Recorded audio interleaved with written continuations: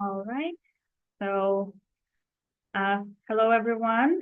Um, Thank you for joining my webinar on using AI tools with financial planning. So, if you're joining online, you can uh, share your questions here in the chat box here, and I will go over them later after I finish the presentation.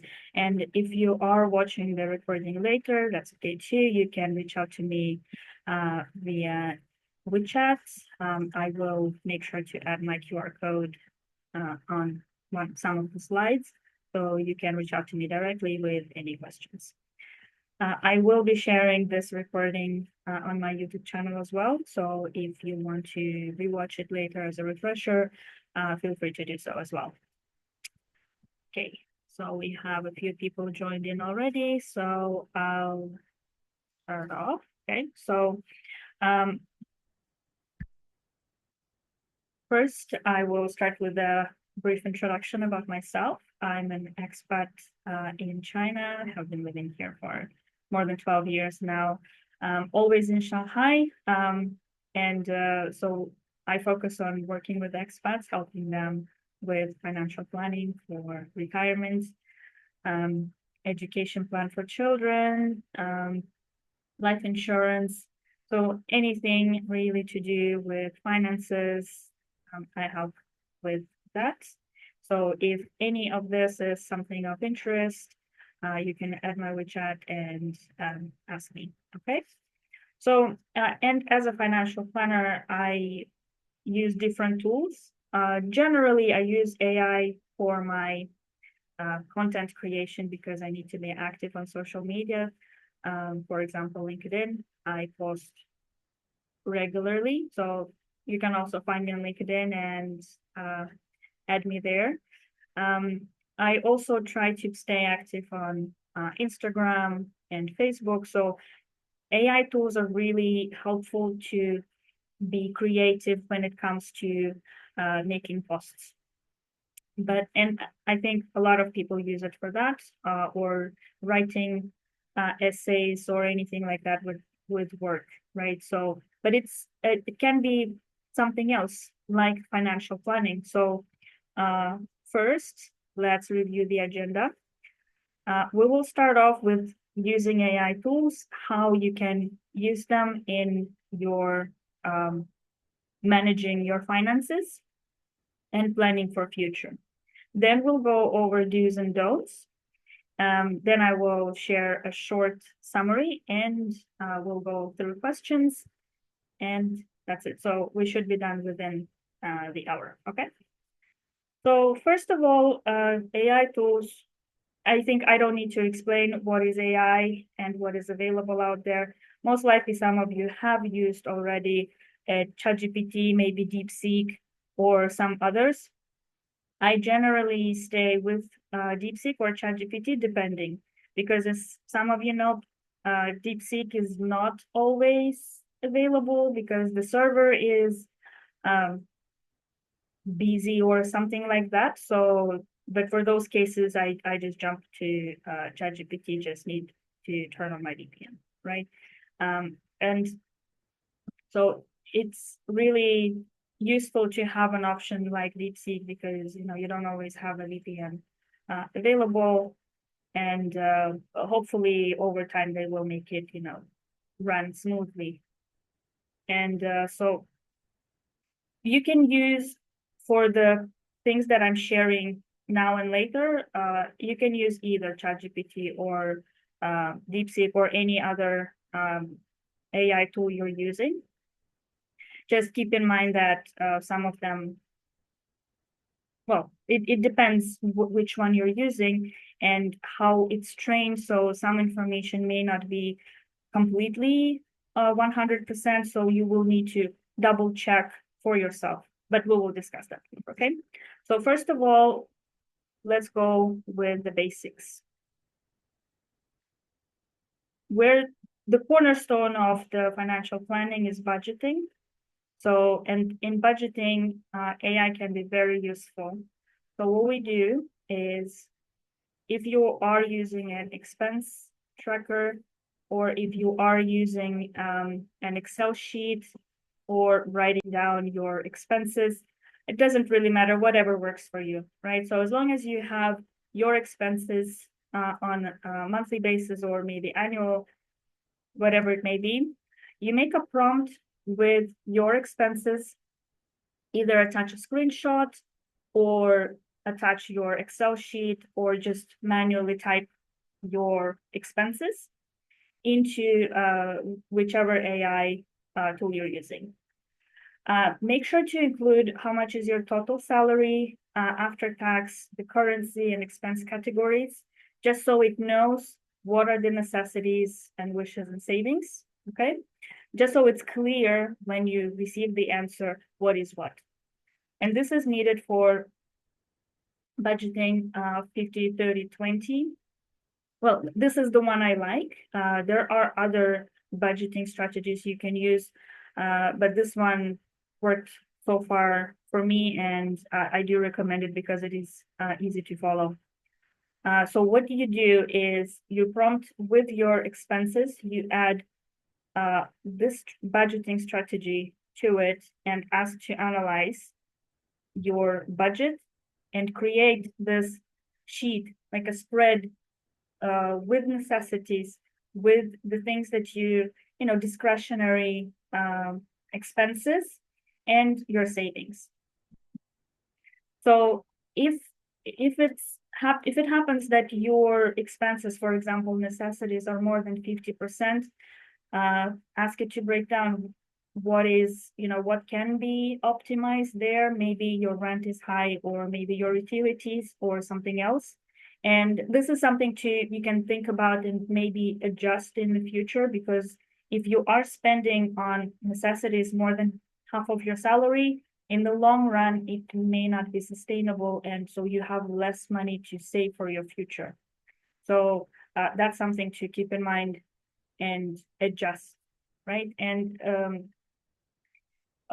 it's up to you, 30% or 20% towards savings. I do recommend going higher, but I understand that different people are in different phases of the journey. So if you want to start with 20% towards savings, that's okay too. And then you can increase over time. And next on, so this is how it looks, right? So this an example of the expense tracker and example of the things that you would normally spend on. And this is the answer that I received from DeepSeek. This is for an example, so yeah, just keep that in mind.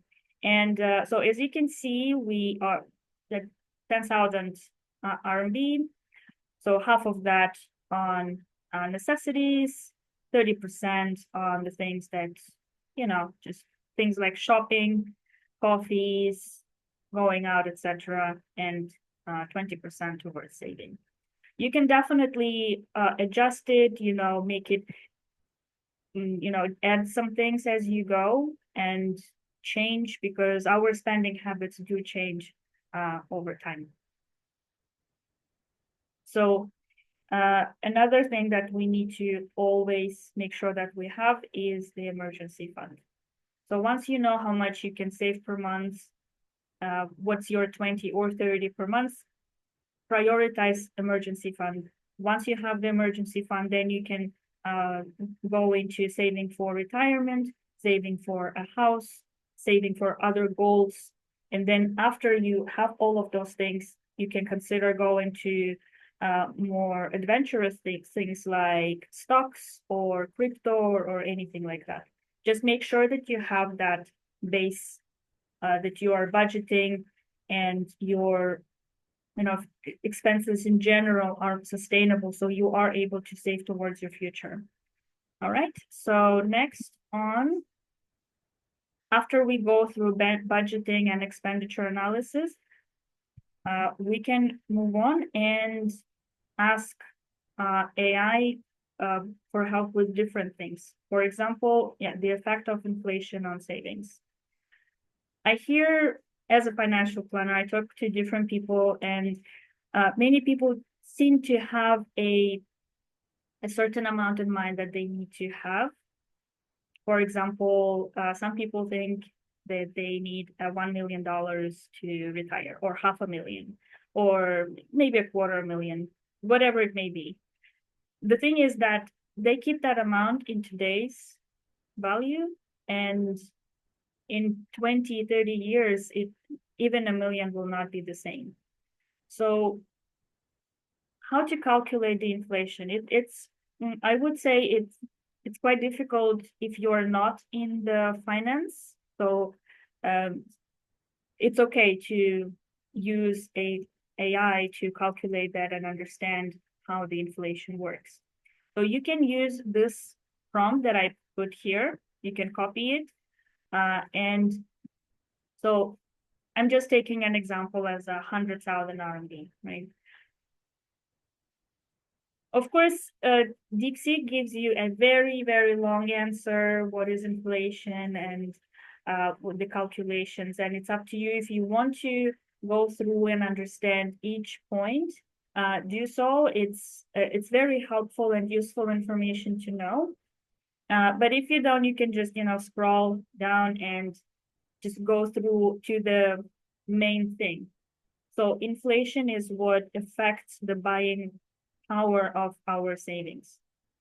So 100,000 RMB today will be worth of 74,000 in 10 years.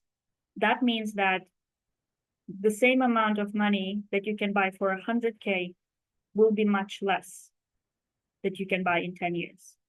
I'm setting 3% for inflation is because it goes up and down over the time. Sometimes it's 2%, sometimes it's 4%, sometimes it's even negative. So you never know how it's going to go, but we usually aim at 3% as an average.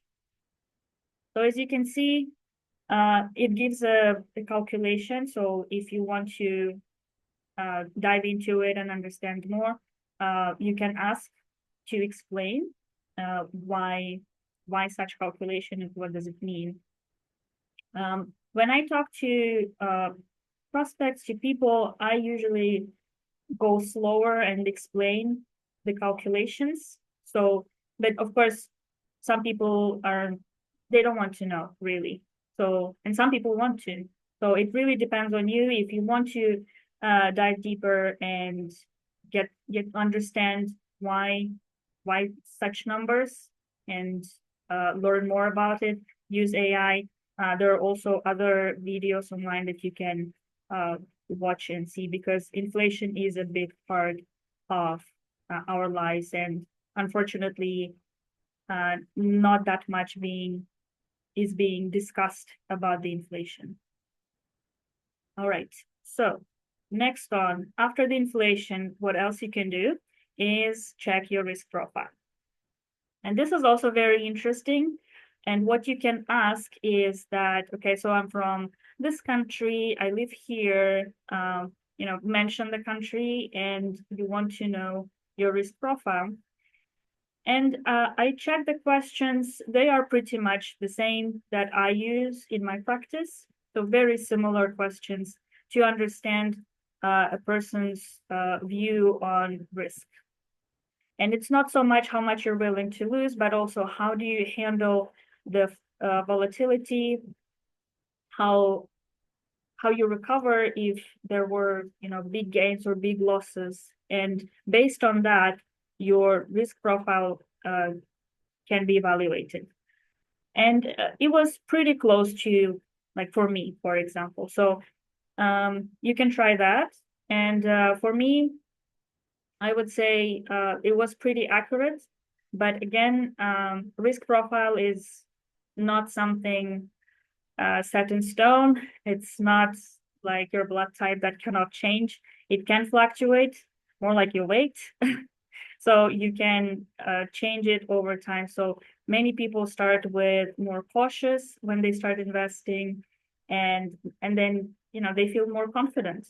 So, and they get more adventurous, so they take on more risk as they go, or otherwise. So some people tend to start more adventurous, but then as they age, as they grow older and closer to the retirement, then in that case, they should be more cautious. So it really depends on the person, where they are in life right now. Okay. So try that, see how it works, whether you agree with the evaluation from AI. So next on with the financial planning for long-term goals. So if you have a goal to start saving for retirement, don't know how much you need to save to retire comfortably, you can ask. Yeah, you can ask ChatGPT, and then you can mention that you're starting from zero, or if you have some savings that you know are for retirement, you can also add that with growth. So if you have that invested, just give AI a number of return that you're receiving. All right, so here's an example of how I put my prompts about the retirement. So it's very important to give a clear prompt. So know when do you need this retirement pot, how much you want to receive, what's the inflation rate, and what's the return that you're expecting to receive. So I put 5% growth per year in this case, which is pretty cautious. I probably could go higher, but it really depends, right? So, and then 5% rule for passive income is how much of my total pot growth that I can receive as passive income. You can also ask this 5% rule from AI or reach out to me, and I will explain in more detail because there's a little bit more info to that. So just to keep it brief, for the sake of example, I will just put 5% rule for passive income. Okay. And so how much my retirement should be. Again, I received a very long sheet with numbers and some suggestions, etc., which is also it's helpful to those who want to know how the calculations were done. And it's up to you whether you want to, again, review and ask for more explanation on that. I also provide that similar kind of flow where we calculate the number of years and then the inflation, how much 10,000 today will be in, say, 30 years or 20 years. And when you see the amount of words and numbers on the screen, it may be overwhelming. So it's understandable that some people, they don't want to read into that and just scroll down, and you can go straight to the summary. But if you want to have like a more personal touch, I can do that as well, and you just, reach out for that kind of step-by-step explanation on how do we get from, receiving 10,000 RMB to a future pension pot of more than 5 million, right?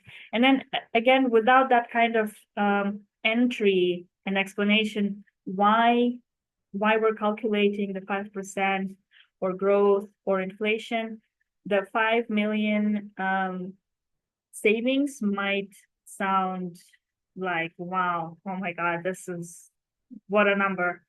But yeah, so if you want to have a 5% off of this amount, that should be enough to cover a very comfortable living. Well, in Shanghai, in China, of course, it may not be enough somewhere else. Say in Europe, you will definitely need more than that, or in other countries. Some places maybe you will need less than that. So everyone's number might be different. And again, so you can use this prompts and with your own numbers, with your own age and the pension that you'd like, you can still keep the inflation. 5% depends, right? Depends on what you are considering to do to invest in the meantime to save for your retirement. And and this is the answer. And when you know how much you need, at that point you can start actually planning, okay, so how am I actually gonna reach this number? How am I gonna build that pot for my retirement? So at least with this step, it's easier now with AI. You can just ask it and it will give you the number. All right. So next on, if you have already some kind of investments, you can ask AI to assess your portfolio and make suggestions.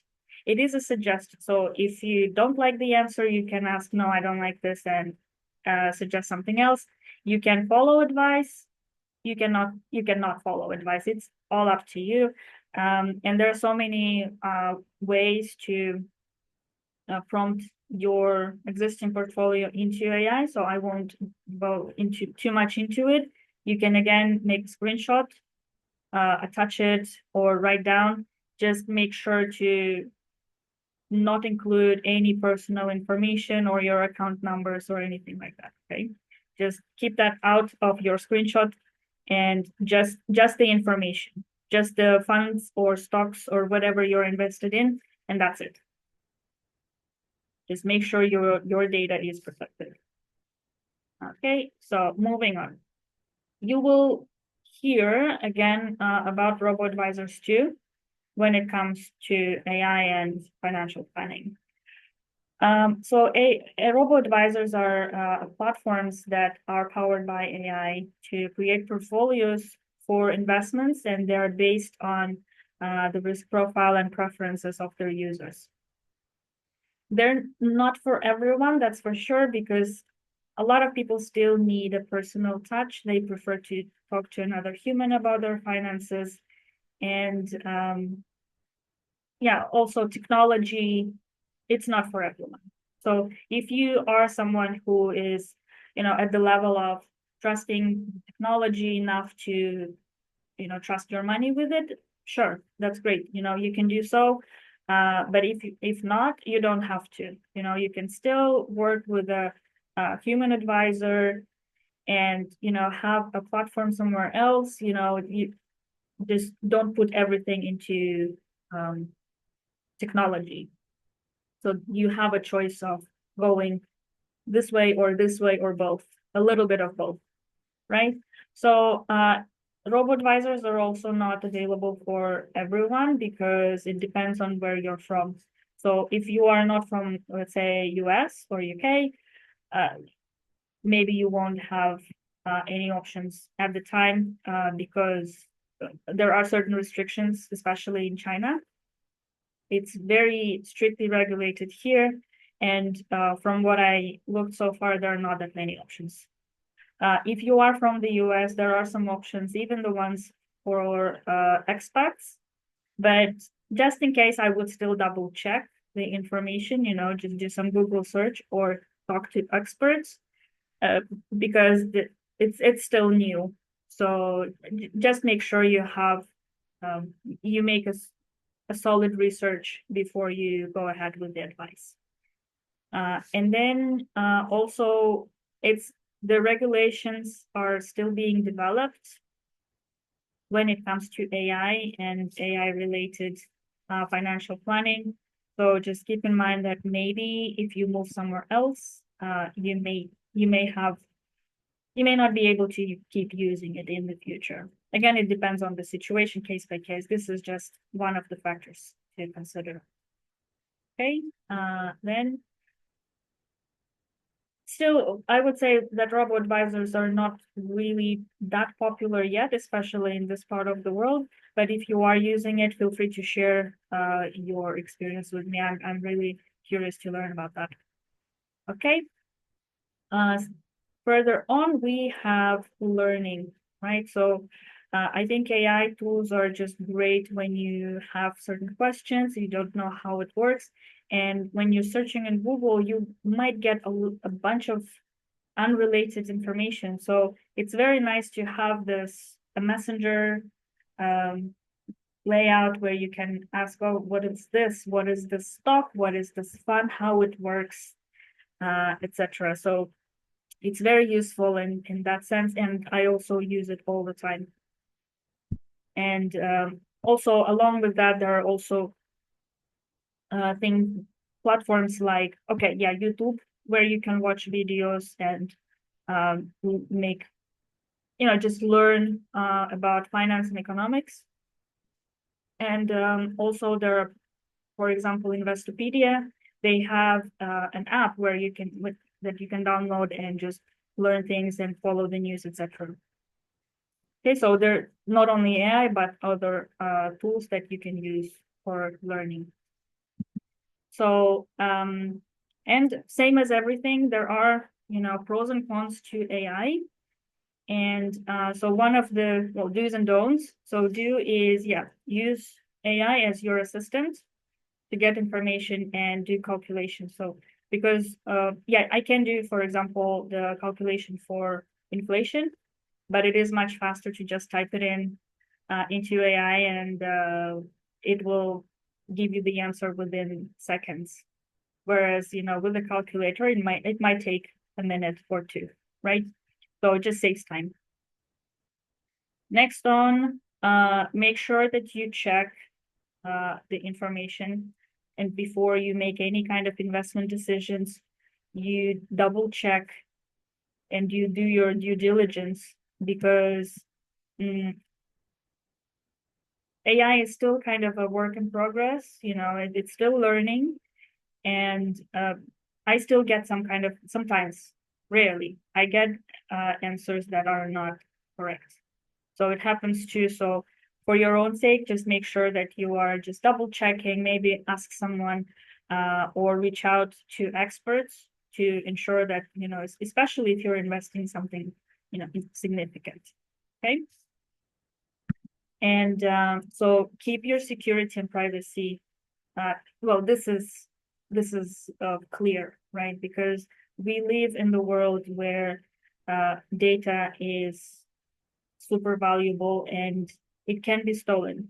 So make sure that you keep all your names, your account numbers, and other sensitive information, your contact details, etc., everything, especially if it was connected to your bank account, keep it safe.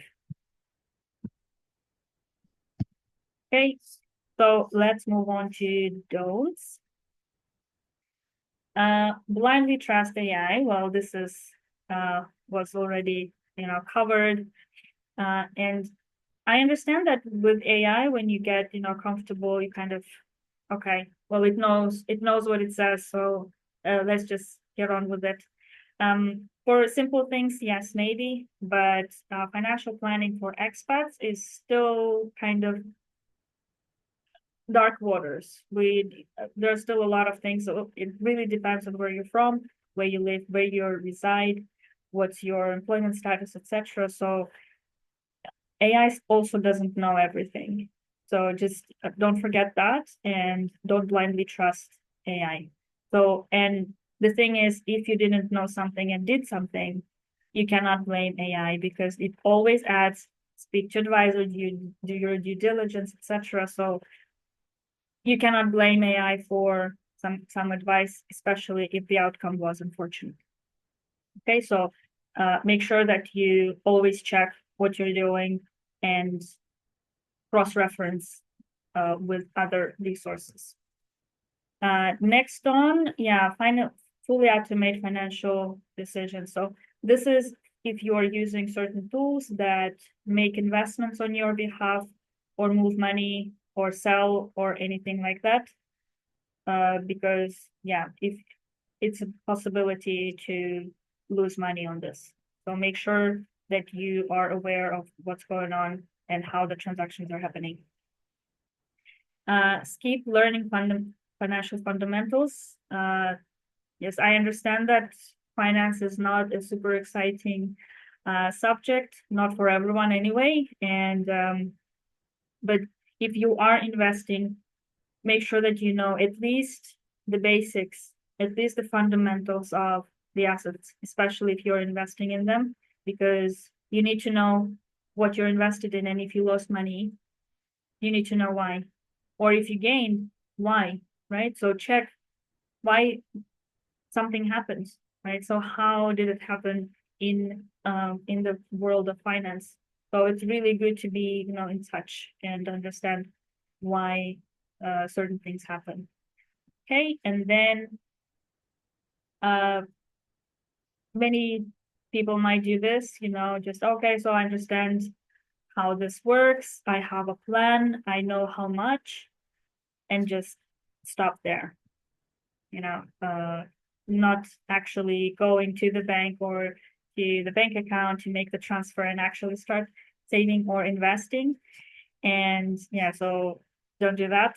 If you have set yourself a goal to start investing this year, just go ahead and do that. Just get the information that you need and press on, right? Okay.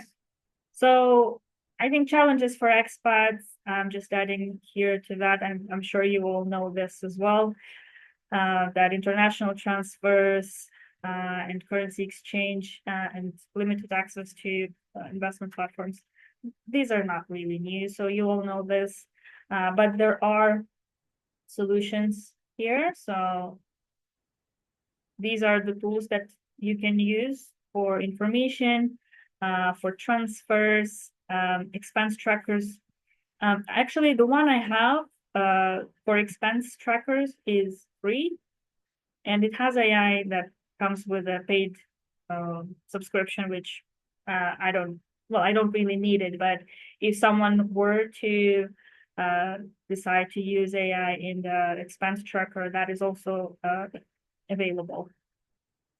And for DIY platforms, they don't use AI tools for investments and trades, but they do use AI tools for Q&A. So you can go and ask questions, and there is a bot that answers or provides the information regarding your requests. Well, again, it depends on the platform.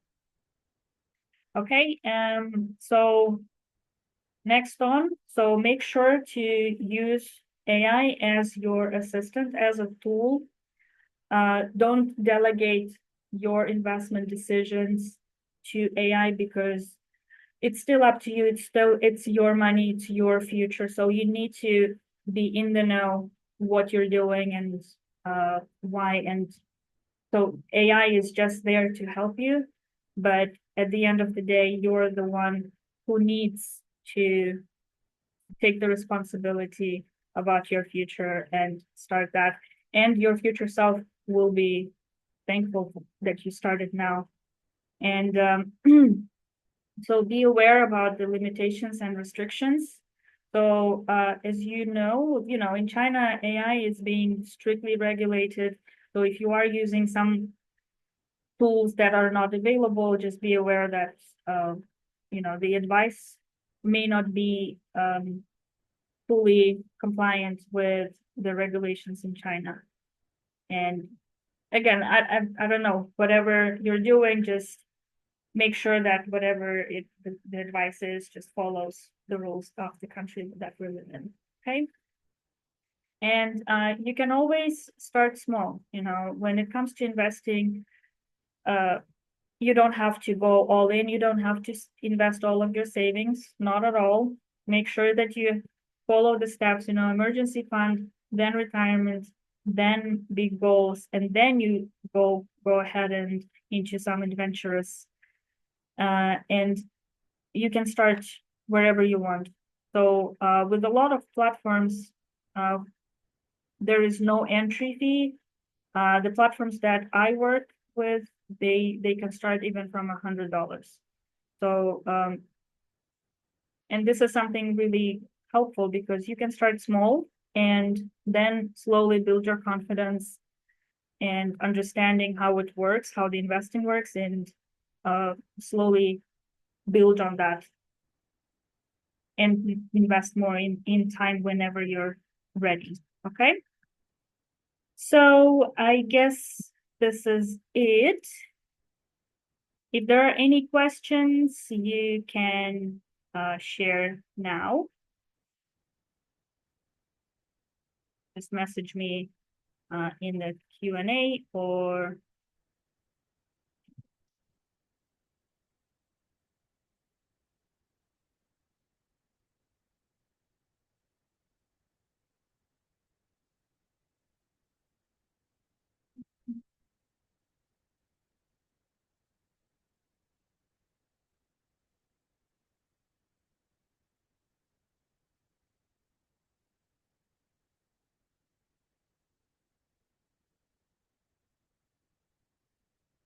okay, someone raised their hand, but if you could please type in your question.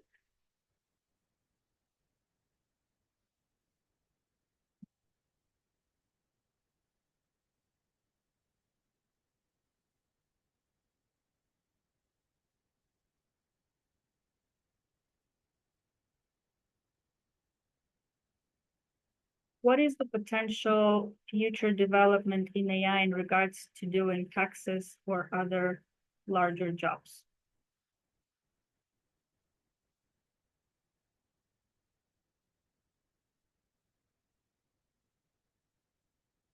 So I'm pretty sure that with having that many expats from different countries, there should be another AI tool that will be fully focused on helping with taxes. But when will that happen? I cannot say because again, it depends from where you're from and which country and which kind of jurisdictions we're talking about. I think AI, like ChatGPT or DeepSeek, has a general knowledge on taxes, just whatever is available online. But for something deeper, at this point, I would still go to a human tax planner, tax advisor. They are available online too. So if you just use the good old Google search of tax advisor. I don't think that if your question was more like, will the AI replace doing taxes? I don't think so, because it's still quite a sophisticated topic in taxes. It's complicated everywhere. So even if it's happening in the future, I don't think it will be happening very soon. All right. So if you're looking for someone, then just search, and then you can also reach out to me if you need someone for your specific case. Okay, I hope it answered your question. And since there are no more questions, I will finish this webinar. Thank you all for joining me today, and I'll see you next time. There will be more coming in the future. Bye.